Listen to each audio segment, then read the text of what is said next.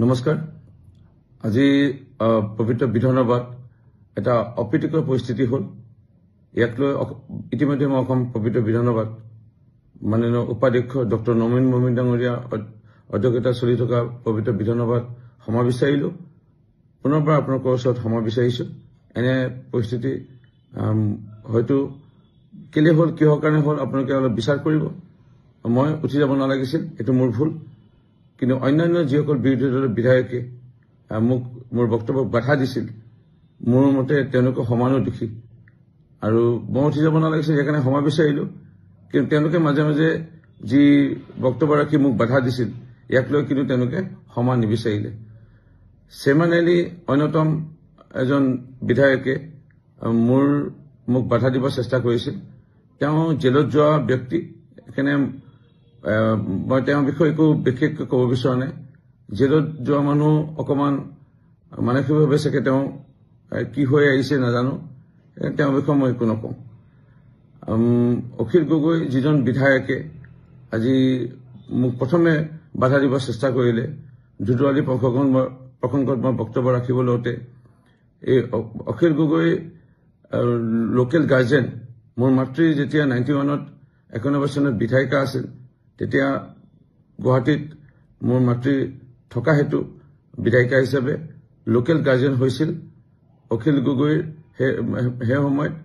কটনত পঢ়ি থকা অৱস্থাত মোৰ মাতৃ লোকেল গাৰ্জেন মানে এক প্ৰকাৰ অভিভাৱক এক প্ৰকাৰৰ পিতৃ মাতৃ কিন্তু অখিল গগৈ কেনে স্বাৰ্থপৰ এজন ব্যক্তি ইতিমধ্যে আপোনালোকে লাহে লাহে বুজিব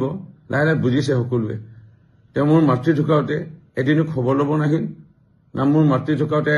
না সমাধিত গৈ ধূপ এটা জ্বলালে চাকি এটা জ্বলালে সেই অভিভাৱকে পাহৰি যোৱা সেই অখিল গগৈ নিজৰ পিতৃ মাতৃকে পাহৰি মানে যোৱা বিধৰ বুলি ক'লেও ভুল নহ'ব সেই অখিল গগৈ যেতিয়া স্বাৰ্থ থাকিব আপোনালোকক বিচাৰিব মই অন্যতম এটা উদাহৰণ দিওঁ মোৰ মইনী সমষ্টিত আপোনালোকে সকলোৱে জানে লুখৰাখন গাঁৱত অখিল গগৈ গৃহ আজিও মাক লুখৰাখন গাঁৱতে থাকে এই লুখৰাখন গাঁৱৰে দেহিৰাম গগৈ ডাঙৰীয়া পিতৃৰ দৰে অখিল গগৈ বৰ্তা বুলি মাতিছিল বা নিজৰ খুৰা বুলি মাতিছিল দেউতা বুলি মাতিছিল তেওঁৰ পুত্ৰ বুবুল গগৈ ডাঙৰীয়া অখিল গগৈক দিনে ৰাতিয়ে নিজৰ মৎস্যকলত ঘূৰাই মেলি নিজৰ টকা পইচা খৰচা কৰি বৰষুণে ৰ'দে কষ্ট কৰি পেলাই এই বুবুল গগৈ ডাঙৰীয়াই পৃথিৱী দেখুৱাইছিলে বা ৰাজনীতি দেখুৱাইছিলে বা সমাজখনৰ ওচৰত চিনাকি কৰাই দিছিলে অখিল গগৈক কিন্তু এই বুবুল গগৈ ডাঙৰীয়াৰ পিতৃ দেহিৰাম গগৈ ডাঙৰীয়াৰ শ্ৰাদ্ধত বা মৃত্যুত এদিনো গৈ খবৰ নললে যোৱাকালি সকাম হৈ গ'ল আজি ভোজ হৈ গ'ল মই স্থানীয় বিধায়ক হিচাপে হওক এজন নমস্য সমাজকৰ্মী জ্যেষ্ঠ ব্যক্তি দেহিৰাম গগৈ ডাঙৰীয়াৰ গৃহত দুবাৰকৈ গ'লো কিন্তু অখিল গগৈ যাক ব্যৱহাৰ কৰিলে যেতিয়া তেওঁ বৃদ্ধ হ'ল তেওঁ কাম নাইকিয়া হৈ গ'ল তেওঁক পাহৰি গ'ল কাম যেতিয়া আদায় হৈ যাব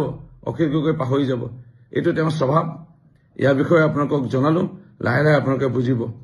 চেমান আলীৰ বিষয়ে ক'লো অখিল গগৈৰ বিষয়ে ক'লো অখিল গগৈ কোন কি লাহে লাহে ৰাইজে বুজিছে সেই 2014-15 চনত পূৰ্ব মুখ্যমন্ত্ৰী তৰুণ গগৈ ডাঙৰীয়াৰ সময়ত কৃষকসকলক খোজকঢ়াই লৈ গ'ল মাটি পটা দিয়াম বুলি আজি মাটি পটা দিয়াম বুলি কৈ নিজে মাটি লৈ ল'লে অৰ্কিড পাৰ্কত আৰু কৃষকসকলক লাট মাৰি দিলে বা ঠগি দিলে সেই অখিল গগৈৰ বিষয়ে আপোনালোকে লাহে লাহে শিৱসাগৰবাসী ৰাইজে লাহে লাহে বুজিছে আৰু অলপ বুজিবলৈ বাকী আছে লাহে লাহে বুজিব বাকী আমাৰ মইনী সমষ্টিৰ মানুহে জানে আৰু লাহে লাহে বাকী মানুহবোৰ তেওঁৰ বিষয়ে গম পোৱা হৈছে চেমান আলী অখিল গগৈৰ বিষয়ে ক'লো তিনিজন মানুহে মোক বেছিকৈ বাধা দিছিল আৰু আজি বিশেষকৈ এতিয়া তৃতীয়জন হ'ল বিৰোধী দলৰ দলপতি দেৱব্ৰত শইকীয়াৰ বিষয়ে মই এইটোৱে ক'ব বিচাৰিম যেতিয়া ধুধুৱালী প্ৰসংগ ওলালে তেওঁ পিতৃ প্ৰয়াত মুখ্যমন্ত্ৰী